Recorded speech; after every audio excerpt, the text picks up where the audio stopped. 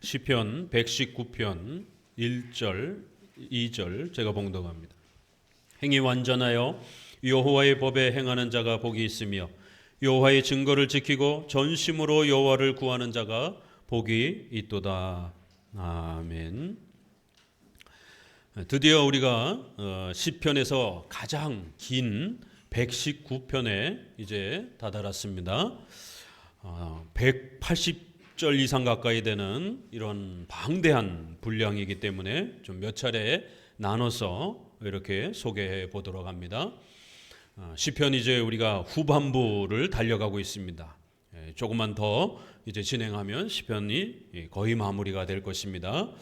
그동안 우리가 배웠던 시편의 여러 해석법과 또 시편의 중요한 7대 교리 이런 모든 부분들을 잘 또 살펴서 오늘 119편을 또 우리가 함께 충분하게 또 배워가 보도록 합니다.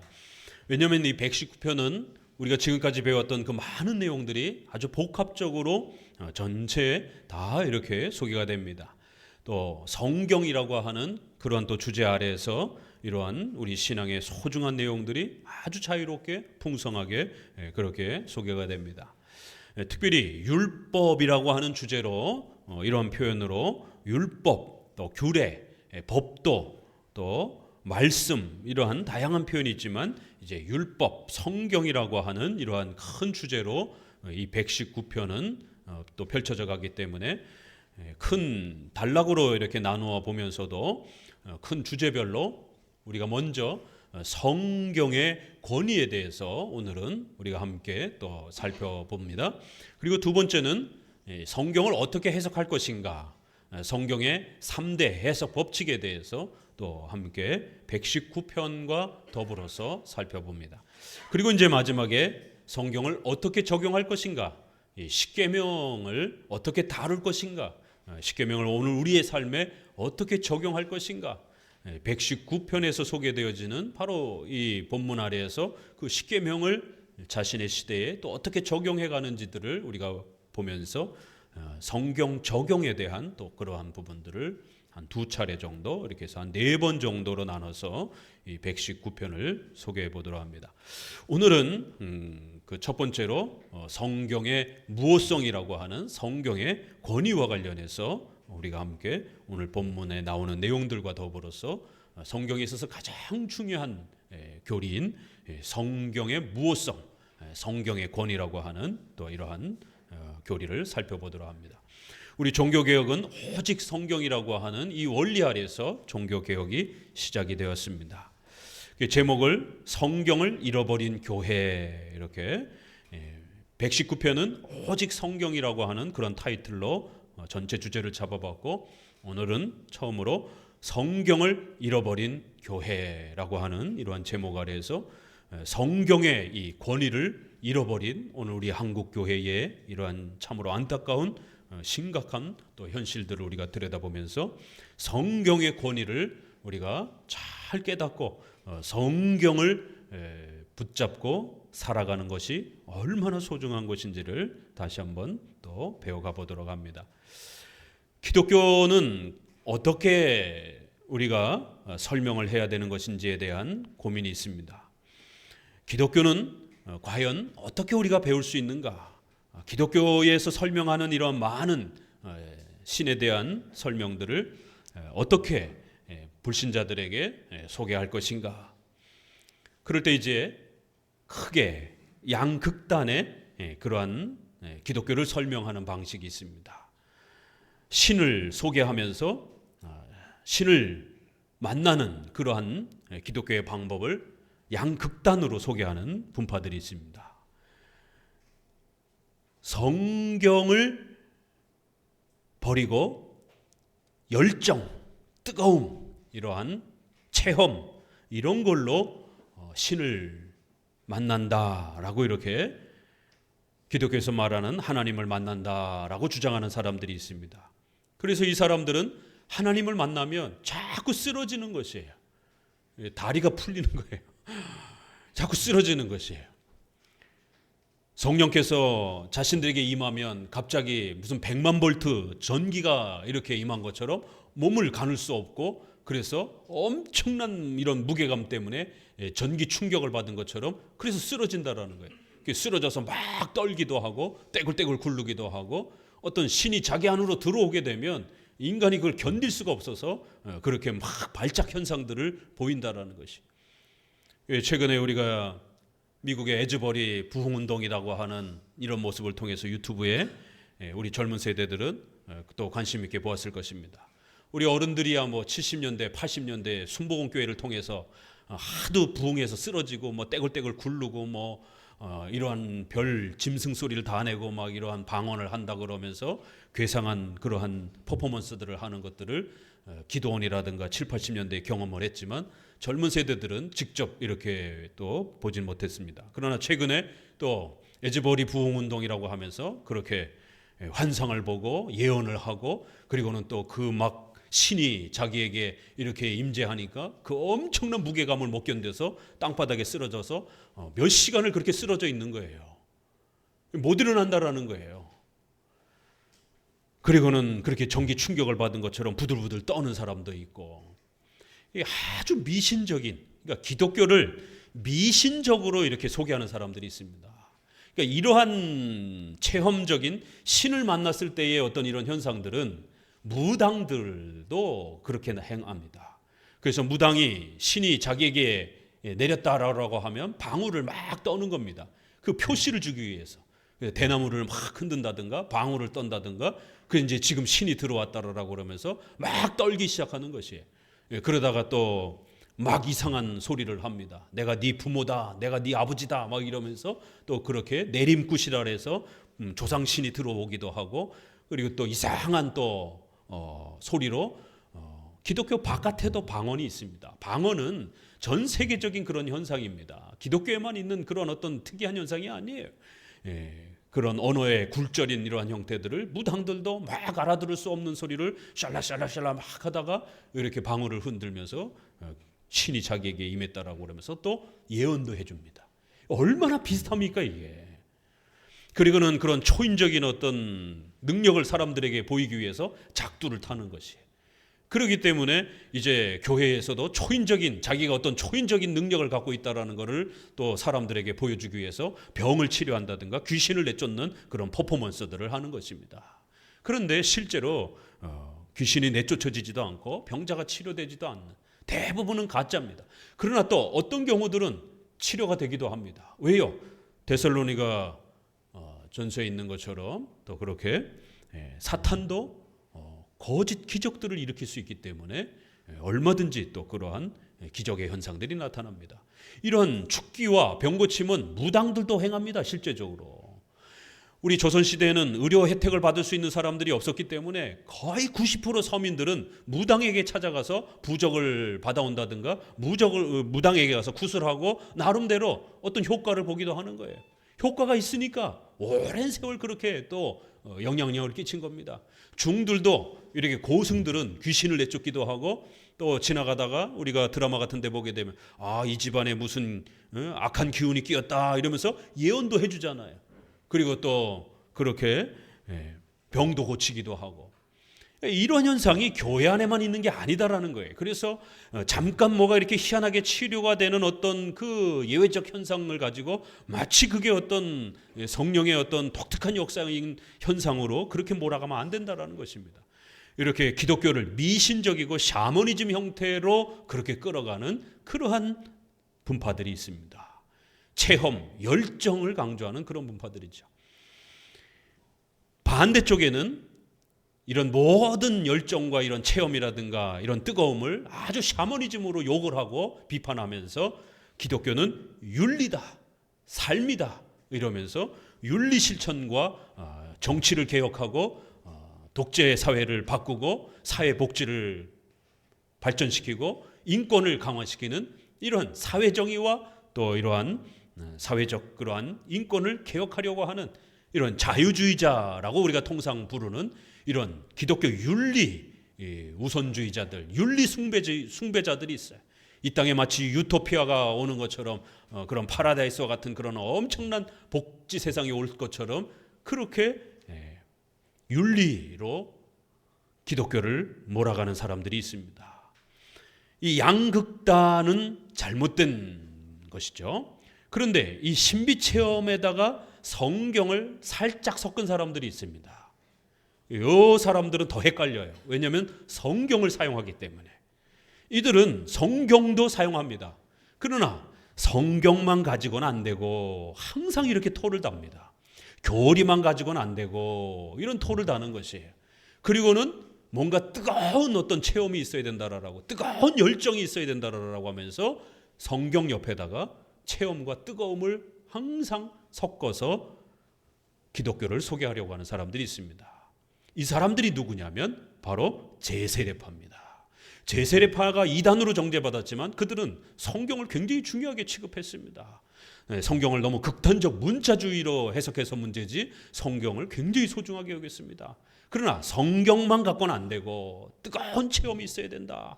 그러면서 막 쓰러뜨리고 환상 보고 예언하고 이런 일들을 섞은 것입니다.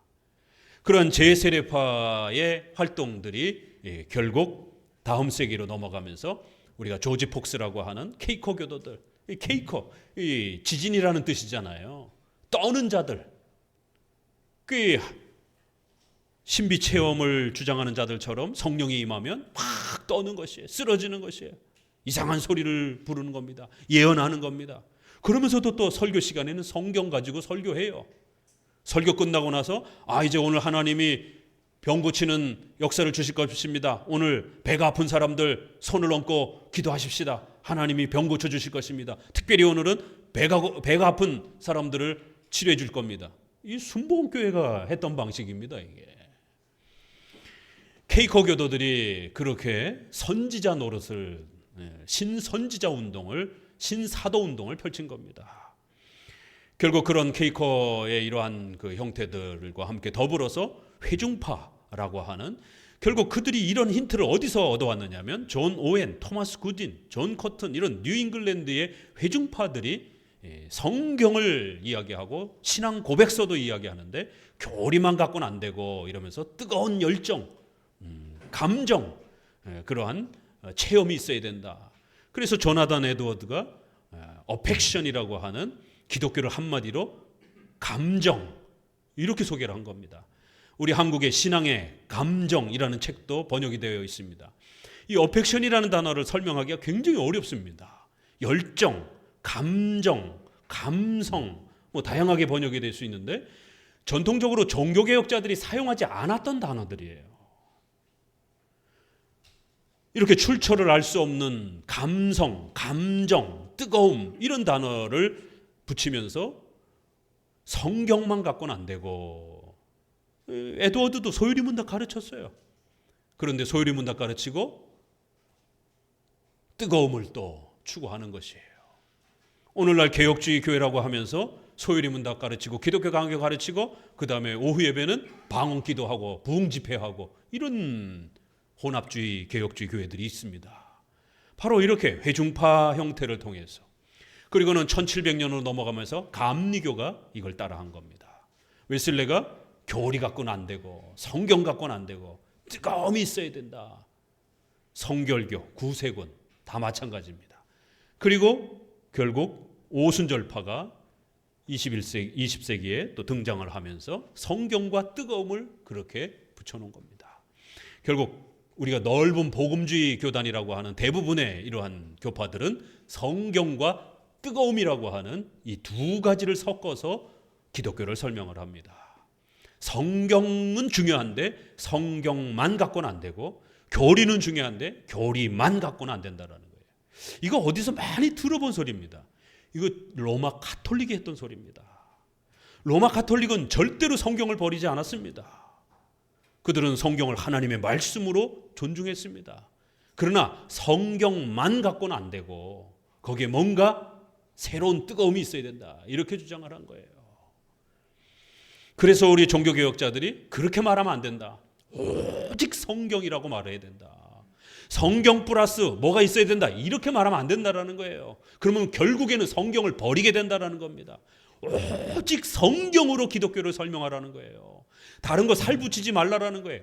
오직 성경으로 기독교를 설명하라는 겁니다. 제가 20대에 신비주의에 빠졌다가, 예수전도단이라고 하는 이런 신비주의에 빠졌다가 맨날 그런 감성적이고 환상하고 방언하고 이러다가 소요리 문답을 가르치는 장로교 목사님을 아주 우연찮게 만나서 소요리 문답을 배우기 시작하면서, 소요리 문답도 굉장히 재밌었지만 옛날에 막 그렇게 환상 보고 막 그렇게 예언하고 막 이렇게 했던 그 삶이 그리워지는 거예요. 그런 막 열정적인 막 그런 자극적인 이런 신앙이 또 이렇게 그리워지는 것이. 그래서 때로는 그런 열정적 체험과 소요리 문답이 같이 이렇게 있었던 시절이 있었습니다. 그러면서 교수님께, 목사님께 여쭤봤습니다. 목사님, 꼭 소요리 문답만 공부해야 됩니까? 꼭 성경만 공부해야 됩니까? 이런 좀 뜨거움도 좀 이렇게 있으면 안 됩니까? 이걸 버리기가 너무 아까운데, 이게 없으면 교리 공부만 하면, 성경만 공부하고 있으면 뭔가 이렇게 학생이 된 것 같은 기분이 자꾸 들고, 뭔가 이렇게 신앙을 갖고 있는 게 아니라 그냥 교회 공부하러 온 자꾸 느낌이 들고, 그래서 소위 말해서 너무 차갑고 밋밋해 보이는 거예요.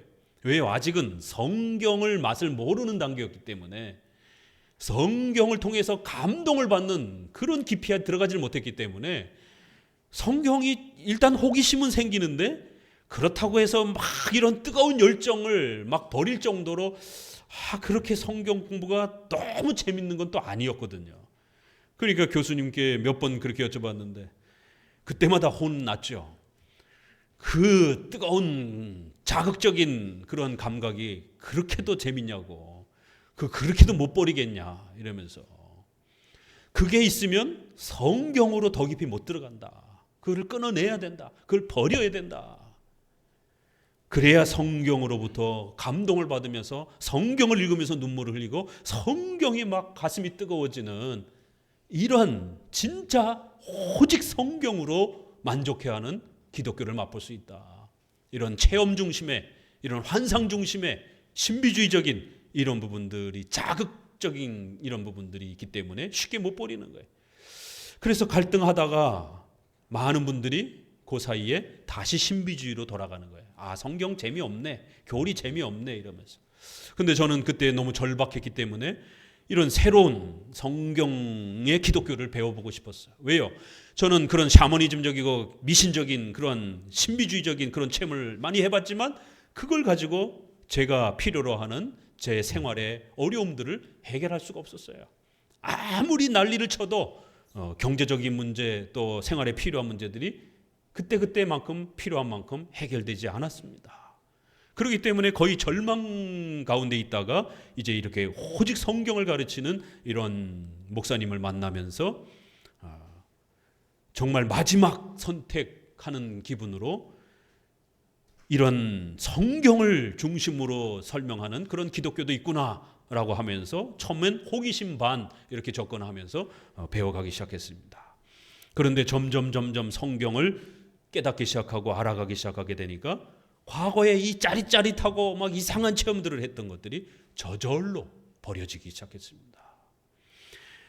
결국 우리 장로교는 오직 성경이라고 말하는 것이, 종교개혁자들이 오직 성경이라고 해서 오직을 붙였던 이유는 바로 성경에다가 뭔가를 자꾸 붙여서 성경만 갖고는 안 되고 교리만 갖고는 안 되고 뭔가 뜨거운 기도가 있어야 되고 뜨거운 체험이 있어야 되고 뜨거운 감성이 있어야 된다라고 하는 그러한 기독교의 이런 분파들을 비판하기 위해서, 기독교란 오직 성경으로 만족하고 오직 성경으로 하나님을 만나는 거고 오직 성경을 통해서 살아가는 것이다.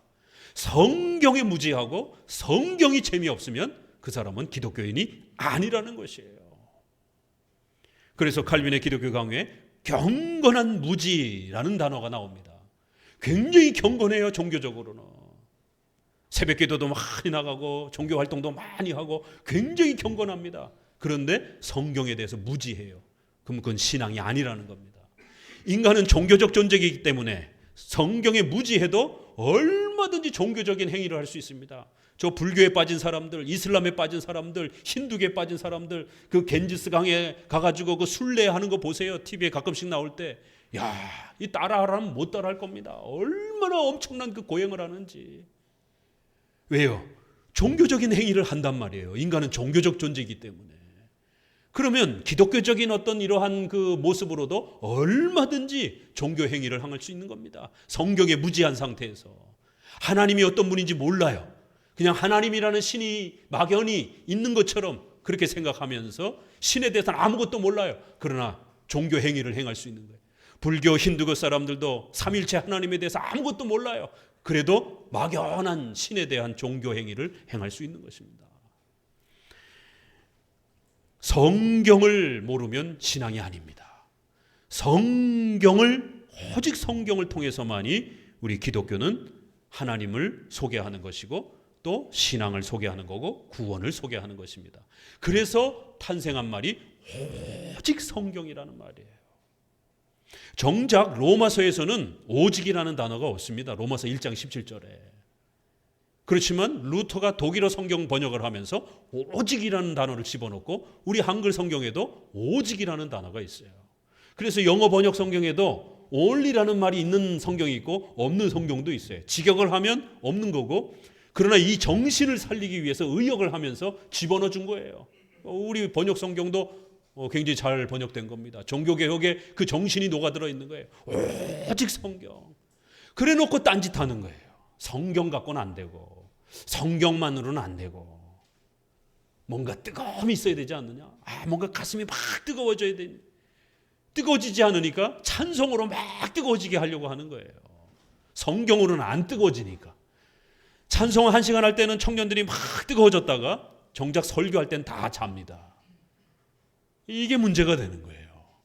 그래서 오늘 성경을 잃어버린 우리 한국교회의 이 심각한 모습, 성경 없이 신앙생활하는 우리 한국교회의 이러한 심각함들을 우리는 더욱 뼈저리 느껴야 됩니다.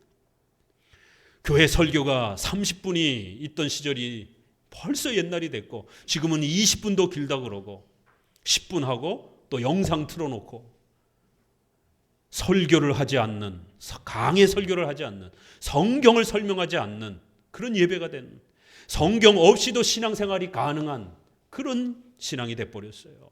이건 가짜 기독교입니다. 이건 변질된 기독교입니다. 로마 카톨릭이 부패했다라고 했을 때 바로 종교개혁자들이 그걸 비판한 거예요. 성경이 없는 기독교는 기독교가 아니라는 것이, 성경이 없는, 성경을 설명해 주지 않는 그 예배는 그건 예배가 아니라는 겁니다. 그래서 오직 성경을 외치면서 꾸며진 모든 것들을 뜯어내고 강대상 하나 놓고 강의 설교, 성경을 설명하기 시작한 거예요. 칼빈도 신약 성경을 펼쳐놓고 쭉 연속적으로 설명을 했습니다. 쯔빙글리도 성경을 선택하고 쭉 연속 강의 설교를 한 겁니다. 그런데 웨슬레가 강의 설교 너무 지루하다라는 거예요. 그래서 제목 설교로 바꾼 겁니다. 짤막짤막한 10절, 5절, 20절 여기저기 이렇게 제목 설교라고 하는, 제목을 따라서 본문을 선택하면서 그렇게 한 대여섯 절씩 이렇게 설명을 하는 강의 설교, 성경책 하나를 선택하고 쭉 끝날 때까지 연속적으로 설명해 주는 것이, 설교해 주는 것이 우리 장로교 설교인데 감리교에 의해서 그런 설교 너무 길다라는 거예요. 지루하다라는 거예요. 설교 짧게 하고 뜨겁게 기도하고 뜨겁게 찬송하고 뜨겁게 이렇게 하는 게 훨씬 더 강렬한 예배라는 것이. 그러나 우리 장로교는 성경을 설명해 주는 것이 예배의 전체의 내용이 되도록 그렇게 구성했던 것입니다. 신명기 8장 3절에 너를 낮추시며 너로 줄이게 하시며 또 너도 알지 못하며 내 열조도 알지 못하던 만나를 내게 먹이신 것은 사람이 떡으로만 사는 것이 아니요 여호와의 입으로 나오는 모든 말씀으로 사는 줄을 너로 알게 하려 하심이라. 사람이 떡으로만 사는 게 아니라 여호와의 입에서 나오는 하나님의 말씀을 먹고 살아야 된다는 거예요. 이 성경 신앙이라고 하는, 오직 성경을 다른 말로 하면 성경을 믿는 신앙이에요. 그래서 이걸 줄여서 성경신앙입니다. 우리 장로교 신앙을 한마디로 말하면 성경을 믿는 신앙이에요. 성경을 통해서 예수님을 고백하는 신앙인 것이. 여호와의 입에서 나오는 모든 말씀으로 사는 줄 알라. 계시록 1장 3절 우리 같이 한번 읽어봅시다. 계시록 1장 3절입니다.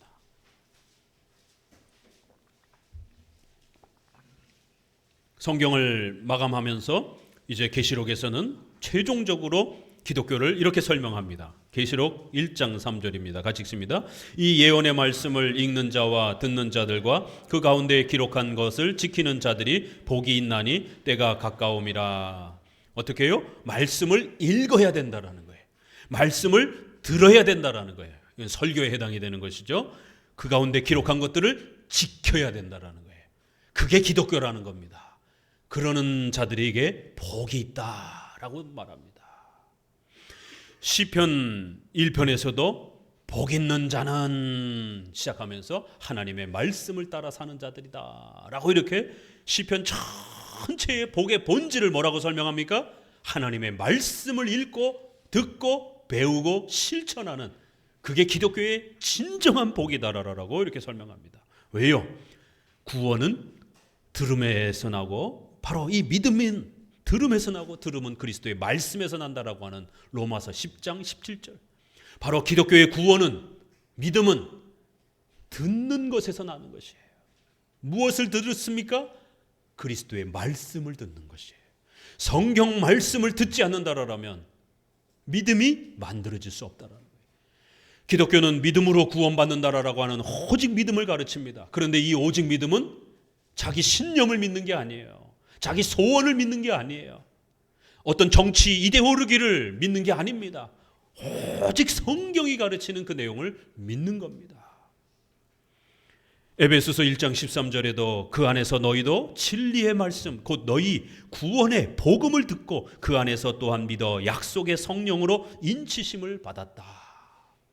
하나님의 말씀, 진리의 말씀, 바로 복음을 너희가 성령의 도우심으로 믿게 됨으로 너희가 구원을 얻었다라는 것이. 이렇게 성경 여기저기에서는 하나님의 말씀을 성령의 도우심으로 우리가 깨닫고 믿게 될 때에 구원이 주어진다라고, 기독교에서 말하는 하나님을 만날 수 있다라고 그렇게 기독교를 소개합니다. 이것이 정통 기독교, 우리 개혁주의의 모습인 것입니다. 절대로 체험 신비주의적인 그런 방식이 아닙니다. 또 성경은 반 사용하고 거기다 체험 플러스하는 그러한 이들을 그래서 경건주의라고 말을 하는 거예요. 신비주의와 경건주의가 비슷하지만 조금 다른 거예요. 신비주의는 완전히 성경을 버리고 신비 체험만 쫓아다니는 자들이고, 경건주의자들은 성경에다가 신비 체험을 플러스한 자들을 말하는 거예요. 우리는 자유주의의 방식도 아니고 오직 성경인 것입니다. 웨스트민스터 소유리 문답의 주보를 보시면 하나님을 영화롭게 하고 즐거워하도록 가르치는 유일한 규칙은 신약과 구약 성경에 기록된 하나님의 말씀입니다. 여기도 아주 중요한 단어가 있죠. 유일한 규칙이라는 거예요. 하나님을 만날 수 있는 유일한 규칙은 뭐냐? 그건 성경이라는 겁니다. 절대로 성경만 갖고는 안 되고 교리만 갖고는 안 되고 성경에다가 플러스 체험, 감성, 감정 이렇게 붙이면 안 됩니다. 성경을 믿는 거예요. 성경을 읽으면서 우리의 가슴이 뜨거워지고, 성경을 읽으면서 우리의 심령이 녹아들고, 성경을 읽고 깨달으면서 감동을 받고 그러는 것이지, 성경은 반 읽고 그 다음부터는 어떤 체험을 하려고 어거지로 자꾸 막 기도, 찬송 이런 것들을 막 플러스 해가지고 어떤 신기한 어떤 열정을 그렇게 경험하려고 하는 게 아닌 것입니다.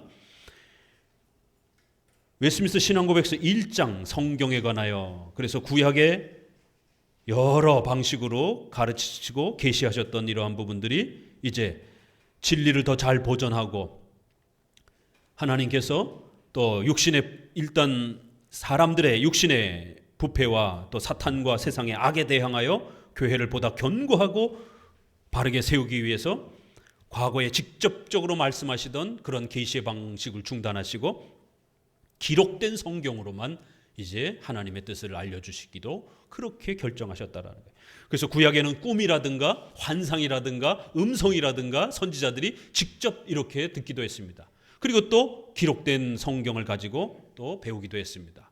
그러나 이제 신약 성경이 완성된 이후는 하나님께서 그 어떤 꿈이나 그 어떤 환상으로도 계시하지 않는다라는 거예요. 오직 성경을 통해서만 계시하시겠다라는 거예요. 그것이 하나님의 뜻인 거예요. 그래서 요한계시록에 환상과 꿈을 기대하라 이렇게 말하지 아니하고 성경을 읽고 듣고 배우는 자가 복이 있다라고 그렇게 말하는 거예요. 그리고 마지막 장에는 성경에서 뺀다든가 성경에서 더한다든가 그러면 하나님 앞에 징계를 받을 것이다라고 오직 성경에 머무르라라고 그렇게 다시 한번 당부합니다. 마지막 부분 한번 읽어볼까요? 숫자 5번 있는 그 부분부터 이것이 성경을 가장 필요하게 만든다. 하나님께서 자신의 백성에게 그의 뜻을 계시하시던 이전의 방법들은 이제 중지되었다. 이렇게 우리의 신앙 고백에서 성경이 필요한 이유, 성경의 이러한 필요성이 이렇게 구축된 것입니다. 그래서 이제는 환상과 계시로 전달하는 게 아니라 성경을 통해서 하나님의 뜻을 전달한다라는 것입니다. 그리고 이 항에는 이 모든 책들은 하나님의 영감에 의해 주어진 것으로 신앙과 생활의 규칙입니다. 라고 이렇게 하면서 66권을 소개합니다. 여기에 신앙의 규칙뿐만 아니라 우리의 생활의 규칙이라는 거예요. 오늘날 많은 또 신학자들이 신앙의 규범인 건 인정하겠다. 그러나 우리가 살아가는 이런 문명사회에, 과학 문명사회에 성경에 글자적으로 없지 않느냐. 그렇기 때문에 성경 가지고 답을 찾을 수 없다. 노동 문제, 국가 정치 문제, 또 다양한 이러한 의료 문제, 또 사회적인 문제 이런 거 성경에 없지 않느냐. 그러니까 생활의 규칙이라고까지 너무 그렇게 세게 말하지 말라라는 거예요. 성경에 인간의 복제 문제라든가 또 이런 인공지능에 대한 문제라든가 이런 거 어디 있습니까? 성경에. 컴퓨터에 대한 이야기 하나도 없잖아요. 그러니까 생활의 규칙이라고 말하지 말자라는 것이. 그래서 자꾸만 이단들이 시비를 붙이고 자꾸만 이단들이 격길로 빠지면서 성경의 권위와 무호성이 설명이 길어진 겁니다. 옛날에는 성경은 하나님의 말씀입니다. 그 한마디로 다 통했어요. 그렇지만 이단들이 거기다 토를 달고 자꾸 이러면서 성경의 부분적인 권위는 인정하지만 그러나 부분적으로는 생활의 규칙은 인정할 수는 없다. 또 신앙에 있어서 예배의 어떤 규칙은 되어도 교회 정치의 이런 부분들은 직분론이라든가 이런 모든 부분들은 없지 않느냐. 그러니까 그런 부분들은 빼자. 이런 시비를 붙이면서 이제 성경을 우리가 하나님의 말씀이다라고 우리가 고백할 때는 반드시 이 단어를 기억하셔야 됩니다. 유기적 축자 완전 영감이라고 하는 이 영감의 방식을 조금 길게 고백을 해야 됩니다. 성경의 무호성, 성경은 오류가 없는 완벽한 신의 말씀입니다. 이걸 줄여서 무오성, 무류성 한문으로 그렇게 표현합니다. 오류가 없다라는 거예요. 성경은 그 어디에도 오류가 없는 완벽한 하나님의 말씀이라는 거예요. 적어도 우리 신자들은 오직 성경을 고백했을 때 그런 성경의 권위를 고백한 것입니다. 성경은 히브리어, 헬라어, 인간의 언어로 기록되어 있지만 하나님의 말씀이라는 것이에요. 인간의 손으로 기록했지만 하나님의 신의 말씀이라는 것입니다. 인간의 종이의 이 책으로 만들어졌지만 신의 말씀이라는 것이에요.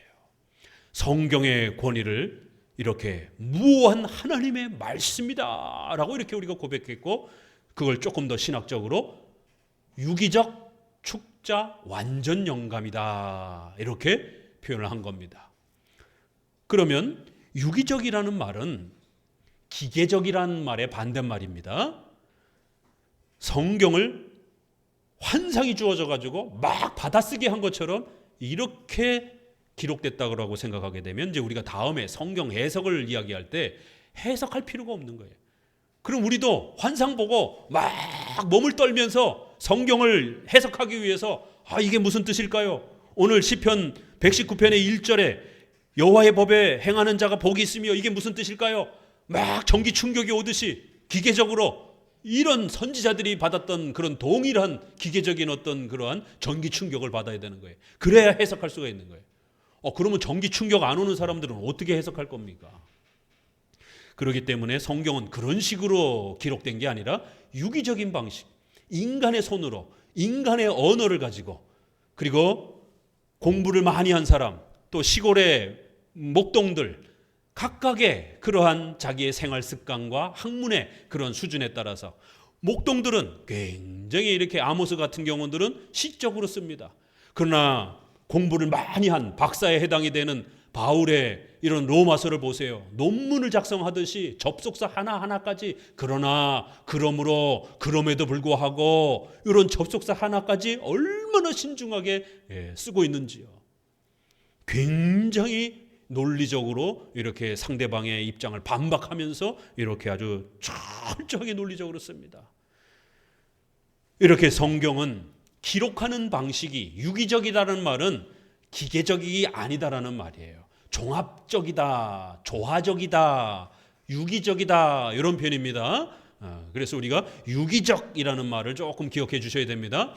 그 다음에는 축자, 글자라는 말이에요. 글자 하나하나까지 하나님이 완벽하게 오류가 없도록 그렇게 보호해 주셨다는 것이에요.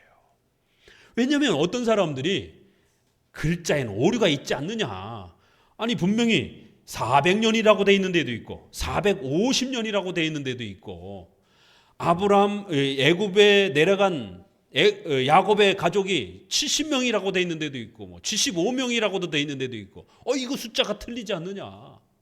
성경은 지금 우리가 가지고 있는 건 전부 다 베껴 쓴 사본이에요. 원본은 사라졌습니다. 원본은 한 권인데 사라졌어요. 만약 그걸 하나님이 없애지 않았으면 다른 사람들은 성경을 읽을 수가 없는 거예요. 한 사람만 소유하게 되니까 그것도 놀라운 신비죠.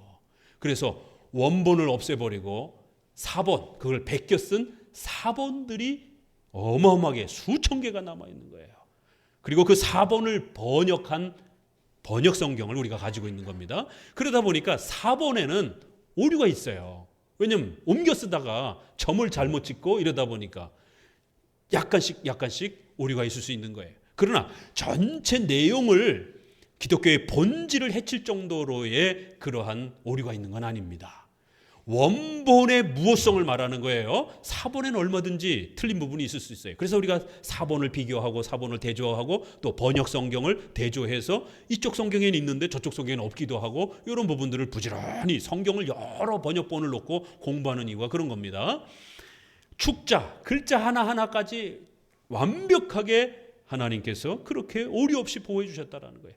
그리고 또 시비를 붙이는 거는 좋다, 그러면 글자는 오류가 없는데 사상, 성경의 내용에는 오류가 있을 수 있지 않느냐, 이렇게 자꾸 시비를 붙이는 거예요. 그런데 글자가 정확해야 의미가 정확해지는 겁니다. 그렇죠? 글자가 아어가 틀리면, 우리가 계약서 쓸 때 아어가 틀리면 큰일 나잖아요. 왜냐하면 주체가 달라지고 계약 내용이 달라지잖아요. 아버지 가방에 들어가신다, 아버지가 방에 들어가신다. 이거 띄어쓰기 잘못했다가 큰일 나잖아요. 그렇죠? 그런 것처럼 아어가 다르단 말이에요. 그래서 글자 하나하나가 오류가 없어야 내용이 완벽해질 수 있는 거예요. 그러니까 이 반대자들은 글자에 오류가 있다는 걸 트집 잡는 거는 결국 성경의 내용에 오류가 있을 수 있다는 것을 시비를 붙이기 위해서 그런 겁니다. 그래서 우리는 오류가 글자에 없어야 된다라고 주장을 하는 겁니다. 그래야 내용이 완벽해질 수 있다라고 주장을 하는 거예요. 축자, 글자에 오류가 없다라는 겁니다. 마지막 세 번째로는 좋다, 그러면 구약은 이거 좀 너무 심하지 않느냐, 막 사람 죽이라고 그러고 막 형의 부인을 취해서 결혼하라고 그러고 애를 낳아주라고 그러고, 이거 어떻게 따라하느냐.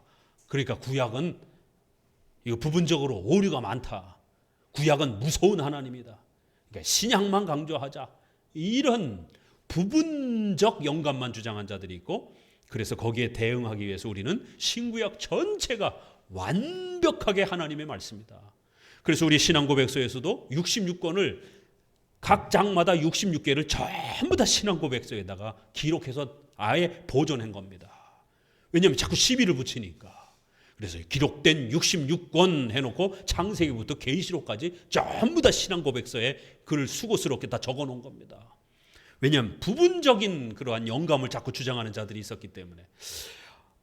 이거 바울의 이러한 그 성경, 신약 성경은 유대인 냄새가 너무 난다. 이렇게 또 시비를 붙이면서 이방인 신학자들이, 유대인들이 주로 예수님을 십자가에 죽이며 공격했으니까 주로 유대적 냄새가 나는 것들을 또 싹 빼려고 또 이런 시비를 붙이는 자들이 있었어요.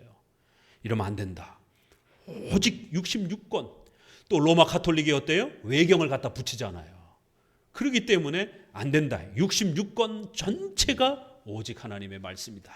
이렇게 해서 완전 영감, 신구약 완전한 66권만이 성경 하나님 말씀이다. 꼭 기억하세요. 유기적 축자 완전 영감.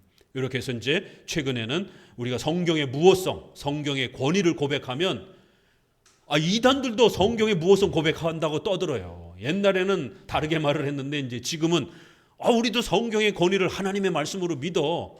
그러나 이러면서 시비를 붙이는 거예요. 그래서 우리가 조금 더 들어가 봐서 충분히 유기적 축자 완전 영감 형태로 성경의 이러한 부분들을 비판적으로 이렇게 보는 게 아니라 하나님의 말씀으로서 보는 그러한 신앙 고백을 가져야 됩니다. 요즘에는 비평학이라고 하는 이것이 굉장히 발전해 가지고 장신대부터 시작해서 이런 자유주의를 표방하는 신학교는 벌써 성경 비평학이 기본 필수 과목으로 들어갔고, 심각한 거는 총신, 고신, 합신 이런 보수 신학교 안에도 성경 비평학이 벌써 들어갔습니다. 말도 되게 기분 나쁘잖아요. 성경을 비평하면서 봐야 된다는 거예요. 성경을 비판하면서 봐야 된다는 거예요. 아니, 성경을 존중하면서 보면 안 되나? 왜 성경을 비판하면서 봐야 되느냐라고 이렇게 학문적으로 성경 비평학이라는 것을 그렇게 세워놓고 성경은 하나님 말씀이 아닌 부분이 있을 수 있다라고 하는 그런 사고들을 가지고 접근을 하는 겁니다. 자, 이제 이런 부분들을 성경의 권위, 하나님의 말씀이다라고 하는 이런 소중한 원칙 아래에서 이제 오늘 우리가 시편 119편들을 읽어가 보게 되면 하나님의 말씀을 통해서 우리 신앙을 형성하고, 오직 성경을 통해서만이 하나님을 만나고, 오직 성경을 통해서만 우리의 삶의 문제들을 해결하고, 오직 성경을 두려워하고, 오직 성경을 경외하는 이런 기독교의 모습들을, 성경의 권위를 얼마나 존중하며 두려워 떠는지를 보게 됩니다. 우리 마지막으로 성경 두 구절만 읽으며 본문으로 들어가 봅니다. 디모데후서 3장 15절입니다. 디모데후서 3장 15절 같이 읽습니다. 또 내가 어려서부터 성경을 알았나니 성경은 능히 너로 하여금 그리스도 예수 안에 있는 믿음으로 말미암아 구원에 이르는 지혜가 있게 하느니라. 모든 성경은 하나님의 감동으로 된 것으로 교훈과 책망과 바르게 함과 의로 교육하기에 유익하니 이는 하나님의 사람으로 온전케 하며 모든 선한 일을 행하기에 온전케 하려 함이라. 모든 성경은 하나님의 감동으로 되었다라는 거예요. 사람이 기록했지만 하나님께서 그들을 감동시켜서 하나님께서 그들을 강력하게 역사하셔서 하나님의 뜻이 성경에 담기도록, 신의 말씀이 담기도록 그렇게 역사하신 하나님의 말씀이라는 거예요. 그래서 이 성경을 잘 읽으면 구원에 이르는 지혜를 얻게 된다는 거예요. 또 우리가 인격적으로 생활 속에서 온전케 되어 모든 선한 일을 할 수 있는 그런 훌륭한 사람으로 우리가 성장할 수 있는 수단이라는 겁니다. 성경을 통해서 구원을, 또 인격이 성장하는 성화의 영광을 맛보는 것이지, 떼굴떼굴 굴르고 이상한 체험을 하고 방언을 하고 예언을 하면서 그렇게 구원과 신앙의 성장이 되는 게 아닙니다. 베드로후서 하나 더 읽습니다. 베드로후서 1장 20절 같이 읽습니다. 베드로서 1장 20절입니다.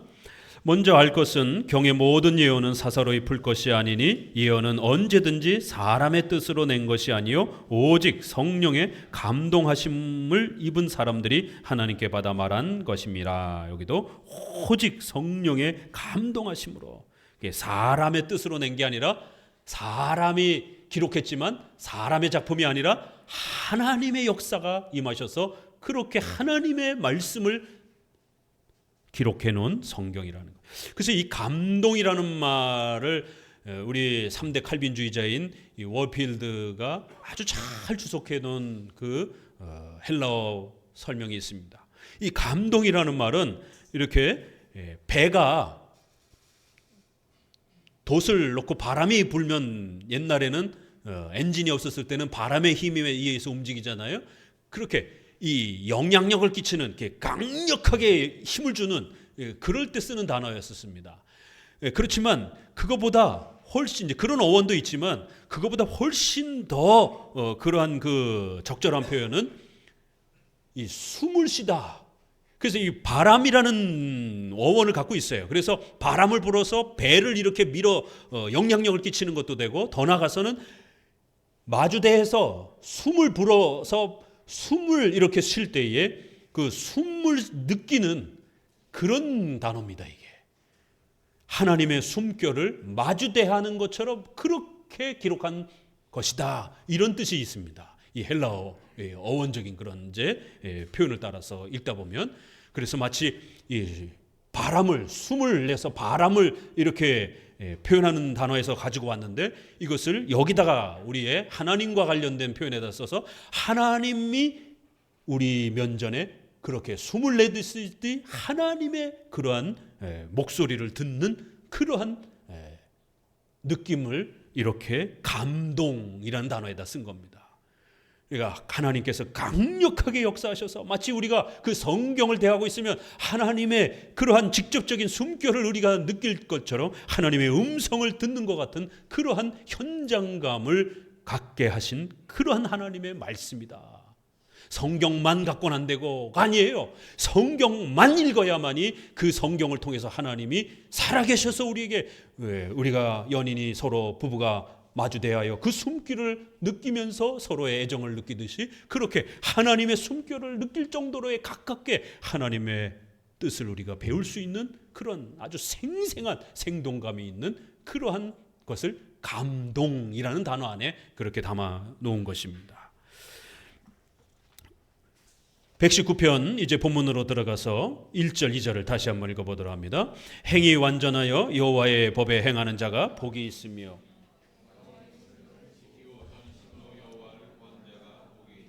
1, 2절에는 119편 전체의 서론처럼 그렇게 소개를 합니다. 시편 1편에도 복이여 라고 이렇게 소개하는 것처럼 여기서도 복이여 라고 이렇게 소개하면서 시편 119편이 소개하려고 하는 전체 복을 소개합니다. 그런데 이 시편 119편이 얼마나 놀라우냐면, 여러분에게 그래서 히브리어 원문을 카톡에다가 제가 일부러 보내드렸어요. 히브리어 자음이 22개인데 8줄씩 나눠서 22개로 단락으로 나눠 놓은 거예요. 히브리어 자음에 맞춰 가지고 알렙, 베트, 김멜, 달렛, A, B, C, D 이렇게 영어의 알파벳이 있죠. 그 순서에 따라서 알렙, 베트, 김멜, 달렛이라고 하는 이 히브리어의 자음에 따라서 알렙의 8줄, 베트의 8줄, 달렛의 8줄. 그래서 맨 마지막에 영어의 Z처럼 맨 마지막 타우라고 하는 자음의 8줄. 근데 그 각각의 8줄이 맨 첫 단어가 A로 시작했으면 A로 딱 맞추는 거예요. 카톡의 히브리어 보세요.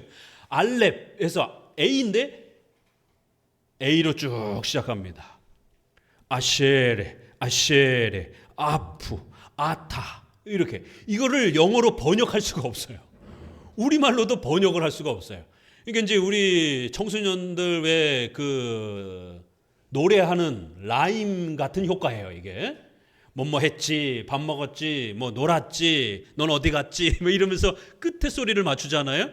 그런 것처럼 히브리어가 앞구절을 그렇게 맞추는 거예요. 아로 통일을 시키는 거예요. 예를 들면 A, B, C, D에 A가 아 발음이 난다라면 이제 알렙에서 아 발음이 나니까 아에다가 단어를 다 맞춰놓은 거예요.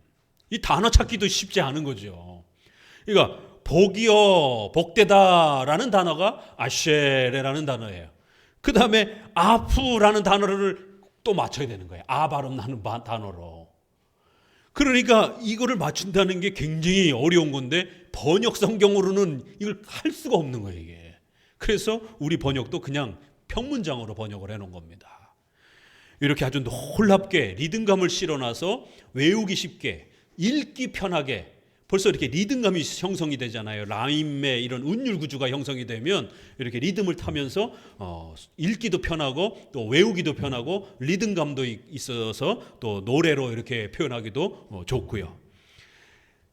그래서 22개 단락으로 나눠놓고 각 8줄의 ABCD 순서로 그렇게 똑같은 단어 소리 글자로 그렇게 구성을 해서 표현을 한 아주 독특한 그러한 구조를 가지고 있습니다.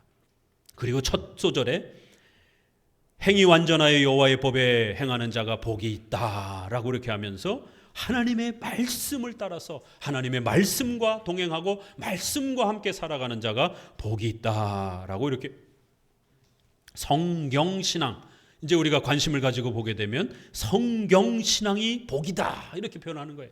성경을 믿고 성경을 배우고 성경을 읽고 성경을 깨닫고 성경만 실천하며 사랑하는 자가 복이 있도다. 성경에다가 뭘 플러스하는 게 아닙니다. 성경만 오직 여호와의 법에 오직 여호와의 증거를 지키는 자가 복이 있도다. 그 이제 우리 번역과 또 이렇게 다른 표현들은 복이라는 단어가 이렇게 좀 강조가 덜 됐어요. 그러나 히브리어에는 이렇게 아쉐레 이렇게 맨 앞절에 이렇게 오는 거예요. 히브리어는 이렇게 오른쪽에서 왼쪽으로 읽어갑니다. 우리나라 옛날 말처럼 이렇게 왼쪽에서 오른쪽으로 우리가 읽어가는 현대가 아니라 이렇게 오른쪽에서 왼쪽으로 읽어가는 거예요. 그래서 아쉐레라는 단어가 제일 앞에 있는 거예요. 복이여, 복되다, 뭐 이렇게 분리해서 읽을 수 있는 겁니다. 감탄문 같은 느낌이 나는 겁니다. 히브리 시편 1편에서도 1절에 복이여 이렇게 시작하는 거예요. 근데 대부분 번역이 복 있는 사람은, 그래서 사람에게 강조점이 이렇게 번역이 이렇게 조금 옮겨갔어요. 그러나 원문에는 복이여라고, 와 복되다라고 이렇게 그 복에 대한 감동적인 선언을 하는 겁니다. 도대체 뭐가 복입니까? 하나님의 말씀을 사랑하는 것이 복이다 이렇게 표현하는 거예요.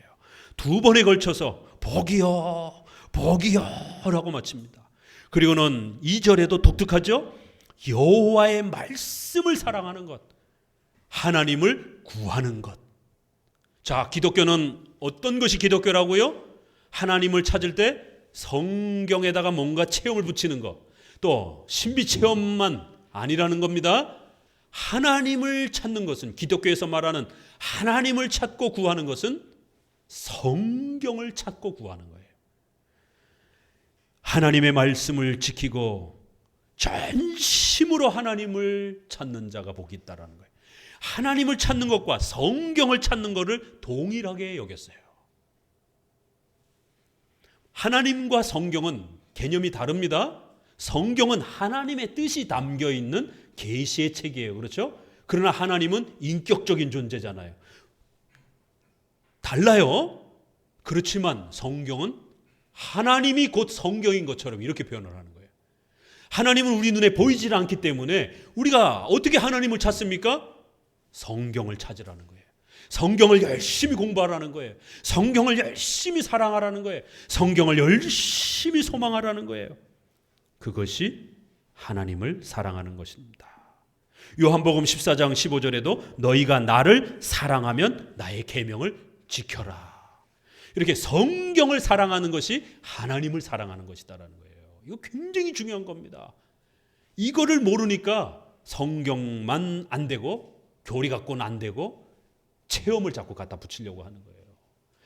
하나님을, 보이지 않는 하나님을 사랑하는 것은 보이는 성경을 사랑하는 것이에요. 그래서 2절에도 이렇게 여호와의 증거를 지키면서 전심으로 여호와를 구하는 방식이 기독교라는 겁니다. 그래서 성경에 무지하면 하나님을 모르게 되는 거예요. 체험의 방식을 통해서는 하나님을 안 가르쳐 줍니다. 하나님이. 왜요? 하나님이 그렇게 정하신 것이에요. 1, 2절에 이렇게 기독교의 근원적인 원칙, 성경신앙이라고 하는 성경을 사랑하는 것이 기독교의 가장 근원적인 복이요, 하나님을 만나는 방법은 오직 성경을 붙잡고 성경을 읽고 듣고 실천하는 것, 바로 성경신앙을 통해서만이 하나님을 만나게 되고 그것이 우리에게 복이다라고 이렇게 선언을 합니다. 자, 시편 119편은 어떻게 보면 굉장히 쉬워요. 그런데 우리가 조금 또 관심을 가지고 읽다 보면 아주 또 깊은 내용들이 담겨 있습니다. 반복되는 부분들이 있기 때문에 그런 반복되는 부분들은 좀 가볍게 넘어가고 좀 새롭게 소개되는 부분들은 좀 설명하면서 그렇게 이제 앞으로 진전해 갑니다. 우리 3절부터 5절도 읽어봅니다. 실로 저희는 불의를 행치 아니하고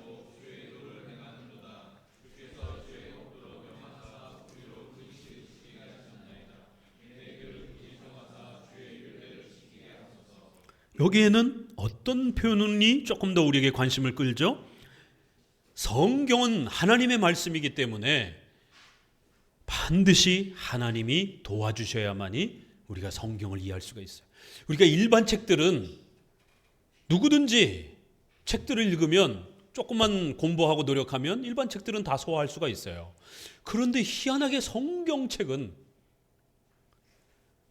하나님이 도와주시지 아니하면 아무리 읽어도 이걸 깨달을 수가 없습니다. 똑같이 성경을 읽는데 어떤 사람은 성경을 깨닫고 어떤 사람은 성경을 못 깨달아요. 참 희한하죠? 성경은 하나님의 말씀이기 때문에 하나님이 도와주셔야, 성령께서 또 우리를 도와주셔야, 성령께서 만드신 책이기 때문에 성령께서 도와주셔야 성경을 깨달을 수 있는 것입니다. 그래서 여러분 항상 성경을 읽을 때 하나님 성경을 더 깊이 깨닫게 해주세요. 성경에 우리가 더 많은 이해를 가질 수 있도록 도와주세요라고 기도하면서 성경을 읽으셔야 되는 거예요. 또 그러면서도 또 열심히 성경을 읽기 위해서 또 노력도 하셔야 되는 거예요. 아, 나 성경이 안 깨달아지네. 아, 그러니까 나 깨달아질 때까지 성경 안 읽을래. 이러면 또 안 되는 거예요. 우리가 읽을 때 하나님이 도와주시는 거예요. 그래서 하나님의 은혜와 인간의 책임이 아주 절묘하게 그렇게 소개가 됩니다.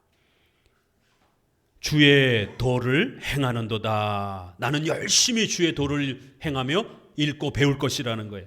그렇지만 이것이 내 힘으로만 되는 게 아니라 4절에 주의 법도로 명하사 우리로 근실히 지킬 수 있도록 해주옵소서. 내 길을 굳게 정하사 주의 율례를 지키게 도와주옵소서. 이렇게 기도문처럼 하나님, 내가 성경을 잘 지킬 수 있도록, 잘 이해할 수 있도록 도와주세요. 또 그러나 앞부분에서는 악한 자들은 성경을 안 읽고 성경을 무시하지만 나는 성경을 읽고 열심히 실천하겠다라고 이렇게 또 결심을 소개합니다. 이렇게 성경은 하나님이 도와주시는 은혜 속에서 우리가 이해할 수 있고, 또 그러면서도 우리는 성경을 읽어야 될 책임이 또 있기 때문에 열심히 성경을 읽어 가셔야 된다는 것이에요. 6절 8절까지 읽어봅니다. 내가 주의 모든 계명에 주의할 때에는 부끄럽지 아니하리이다. 내가 주의 의로운 판단을 배울 때에는 정직한 마음으로 주께 감사하리다. 내가 주의 율례를 지키오리니 나를 아주 버리지 마옵소서. 주님의 말씀을 이제 실천해 가기 시작하게 되면, 십계명을 실천하게 되면 어때요? 많이 어려움에 부딪히게 됩니다. 그러나 그럴 때마다 포기하지 마시고 하나님의 말씀을 실천해야 여러분의 의식주 문제가 해결이 됩니다. 십계명대로 해야 여러분의 돈에 대한 문제, 건강에 대한 문제, 여러분의 직장에 대한 문제, 자녀 교육에 대한 문제, 우리의 의식주의 이런 필수적인 문제들이 해결될 수 있습니다. 십계명을 무시하고서는 절대로 하나님의 도움을 받을 수 없습니다. 내가 모든 계명에 주의할 때에 오히려 부끄럽지 않게 된다는 거예요. 오히려 하나님의 말씀을 무시하고 십계명의 원칙을 무시하게 되면 여러분 곤욕을 치릅니다. 아주 부끄럽게 됩니다. 여러분의 의식주 문제에 있어서 엄청난 곤욕을 치르고 부끄러움을 당하게 되는, 수치를 당하게 되는, 어려움을 당할 수 있게 된다는 거예요. 그렇기 때문에 주님의 의로운 판단, 바로 십계명에서 우리에게 가르치는 여러 명령들을 비록 힘들고 어려워 보여도 그게 옳다라고 굳게 신뢰하셔야 된다는 거예요. 주님의 그 의로운 판단을 배울 때에는 정직한 마음으로 우리가 하나님께 감사하며 그렇게 살아갈 수 있다는 거예요. 때로는 우리가 주의 말씀을 지키다가 약간 실수하고 그럴 때에 우리를 버리지 마옵소서. 항상 이 버리지 마옵소서 이런 구절 읽을 때는 문맥을 잘 봐야 돼요. 그러면 이거는 칭의가 취소된다라는 게 아니에요. 여러분 십계명 실천하다가 주일 조금 못 지켰다라고 또 거짓말을 정확하게 거짓말 안 하는 걸 완벽하게 못 지켰다라고 다시 지옥에 떨어지는 건 아닙니다. 우리 오직 믿음으로 우리가 구원받는 거기 때문에 십계명은 성화에 대한 문제예요. 더 성장하느냐, 더 성장하지 못하느냐, 그런 성화의 차원에서도 버리지 마옵소서. 시편 51편에서 다윗이 성령 하나님의 영을 나에게서 떠나게 하지 마라 주옵소서, 주의 영을 나에게 회복시켜 주옵소서, 이렇게 성화와 관련해서도 그렇게 표현할 수 있다라는 거예요. 왜냐하면 성령 충만함이 사라지는 것을 성령이 떠나가는 것처럼, 성령께서 나를 버리시는 것처럼, 그래서 우리가 강팍해지고 시험에 드는 이런 거를 또 버려지는 것처럼 이렇게도 표현한다라는 겁니다. 이거를 칭의가 취소되는 것처럼 읽으면 안 돼요. 십계명을 우리가 등한시하게 될 때에 우리 마음이 강팍해지고 신앙생활도 제대로 안 하게 되고 아주 시험에 들게 되는 이런 어려움에 처할 수도 있게 된다라는 겁니다. 9절부터 또 읽습니다. 새로운 단락이 시작이 됩니다. 9절, 청년이 무엇으로 그 행실을 깨끗게 하리까?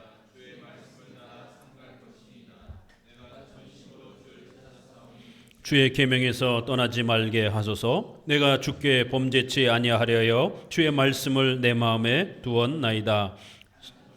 받으실 여호와여, 주의 율례를 내게 가르치소서. 주의 입의 모든 규례를 나의 입술로 선포하였으며 내가 모든 재물을 즐거움같이 주의 증거의 도를 즐거워하였나이다. 내가 주의 법도를 묵상하며 주의 도에 주의하며 주의 율례를 즐거워하며 주의 말씀을 잊지 아니하리다. 여기서는 이제 청년을 소개하면서, 청년 때는 어때요? 감정 기복이 굉장히 심하잖아요. 우리 중2병이라고 하는 것처럼 얼마나 감정 기복이 심하고 이랬다 저랬다 막 이렇게 막 아주 엄청난 그러한 변화무쌍한 그러한 때가 바로 청년기 때입니다. 아직 결혼도 안 되어 있고 또 여러 가지로 경제적으로 또 지식적으로도 신체적으로도 많이 이렇게 부족하다 보니까 많은 그러한 또 감정의 이러한 기폭이 심한 그러한 청년과 같은 이런 때에 또 청년들이 정욕에 또 이런 많은 부분에 어려움을 겪잖아요. 이렇게 엄청난 에너지와 감정의 기폭이 이렇게 어마어마해서 도무지 이 중2병의 우리의 이러한 청소년들을 컨트롤을 할 수 없는 그러한 때에도 하나님의 말씀으로 우리 중2병들을 고칠 수 있다라는 겁니다. 우리 자녀 부모님들은 우리 이 자녀들 이 어마어마한 폭발력 있는 용암과 같은 우리의 이 청소년 시기를 어떻게 이 컨트롤 해야 되는가? 하나님의 말씀은 컨트롤할 수 있다라는 거예요. 그래서 청년을 이렇게 비유를 가지고 와서 가장 이렇게 감정 기복이 심한 그러한 인생의 이런 위기에 처한 것처럼 그러한 청년의 때에도 무엇으로 그 청년이 인격적으로 바르게 그렇게 또 살아가면서 훌륭하게 살아갈 수 있겠느냐라는 거예요. 청년들이 그 많은 정욕에 또 이러한 많은 충동에 이러한 그 위기를 어떻게 벗어나면서 잘 안전하게 살아갈 수 있느냐라는 거예요. 역시 하나님의 말씀이 그런 충동을 억제할 수 있고 하나님의 말씀이 그들을 꽉 붙들어 줄 수 있다라는 거예요.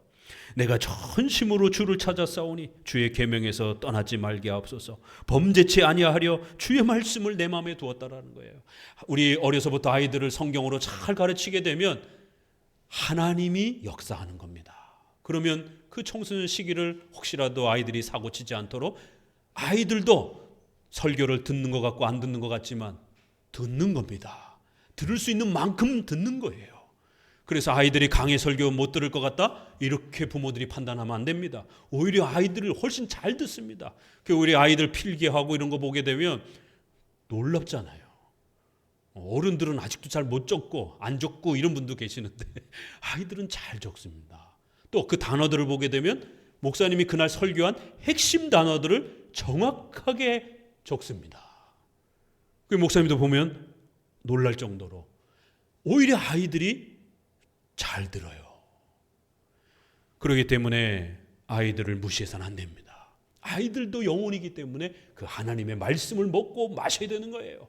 그래서 그 아이들이 하나님의 말씀을 들은 만큼 죄를 억제하면서 또 혹시라도 사고치거나 또 위험에 빠질 수 있는 위기들을 이겨나갈 수 있다는 거예요. 자, 그러기 위해서는 이제 어떻게 됩니까? 12절에 주의 율례의 말씀을 내게 가르치소서. 주의 입의 모든 규례를 나의 입술로 선포하며 내 모든 재물을 즐거워하는 것처럼 하나님의 말씀에 집중하겠다라는 거예요.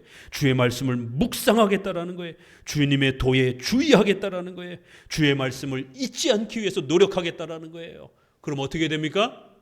주님의 말씀을 잊지 않기 위해서 발버둥 치셔야 되는 거예요.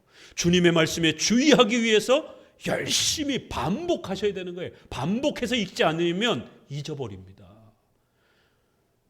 아, 내가 로마서 언제 읽었지? 이렇게 까마득하게 이러시면 안 돼요. 우리 지난주에 우리 황자매님 이제 학습 문답 서약을 하려고 예비 문답을 하는데 벌써 신약을 다 읽으시고 이렇게 구약까지 이제 벌써 많이 읽으셨다고 그러더라고요. 이렇게 아직 학습 문답도 아직 안 된 분이 이렇게 성경을 그만큼 읽었다 그래서 제가 너무 감사하고 고마움을 느꼈습니다. 성경 처음 읽을 때 얼마나 힘듭니까? 성경을 읽기 위해서 땀을 뻘뻘 흘리셔야 됩니다.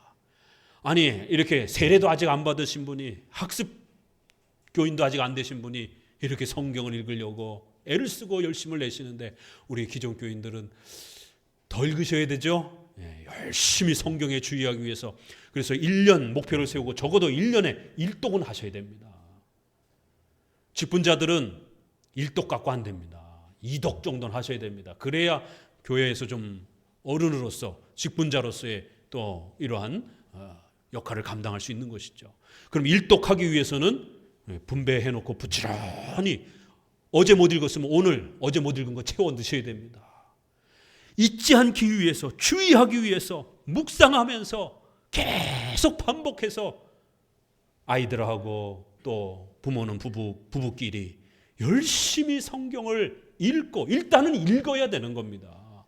1년에 성경 한 독도 안 읽으면 어떻게 장로 교인이라 말할 수 있겠습니까? 어떻게 개혁주의 교회 성도라 말할 수 있겠습니까?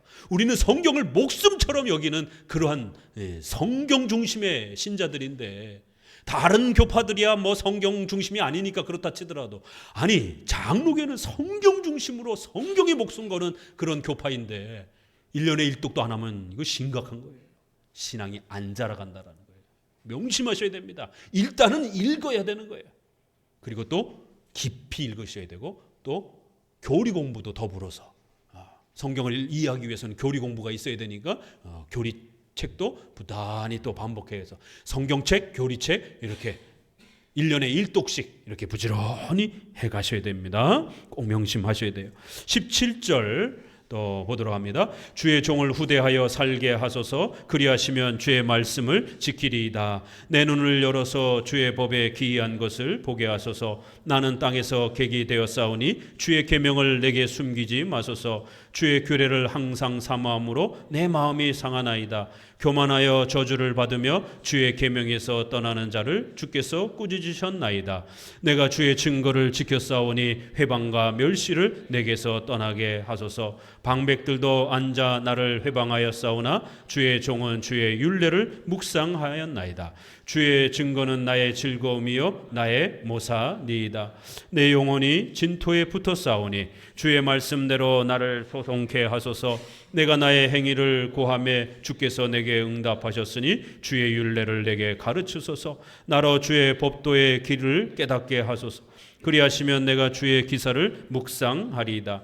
나의 영혼이 눌림을 인하여 녹사오니 주의 말씀대로 나를 세우소서. 거짓 행위를 내게서 떠나게 하시고 주의 법을 제게 은혜로이 베푸소서. 내가 성실한 길을 택하고 주의 율례를 내 앞에 두었나이다. 내가 주의 증거를 밀접하여 싸우니 여호와여 나로 수치를 당케 마소서. 주께서 내 마음을 넓히시오면 내가 주의 계명의 길로 달려가리이다.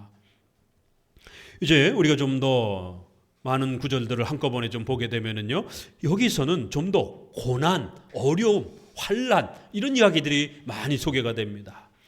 주의 종을 살게 해 주소서. 그러면 말씀을 지키겠습니다. 하나님, 내가 땅에서 객이 되었습니다.